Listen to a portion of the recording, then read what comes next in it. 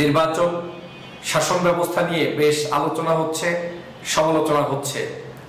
কেউ কেউ মনে করছেন আগামী দিনের বাংলাদেশের সত্যিকার নেতৃত্ব দিতে হলে বাংলাদেশে এমন একজন যোগ্য মানুষ দরকার, যিনি যে কোনো বাধা অতিক্রম করে প্রেসিডেন্ট নির্বাচনে সরাসরি নির্বাচিত হয়ে জনগণের প্রতিনিধিত্ব করবেন।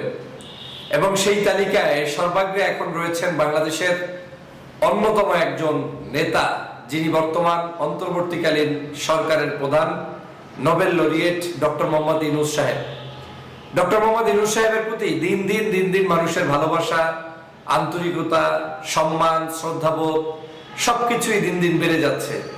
মানুষের এক্সপেকটেশনও অনেক বেশি বেড়ে যাচ্ছে।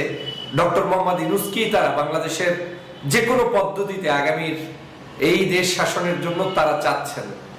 জনগণ মনে করেন, আমি ব্যক্তিগতভাবে বলছি এবং মানুষের মন্তব্য থেকে বলছি,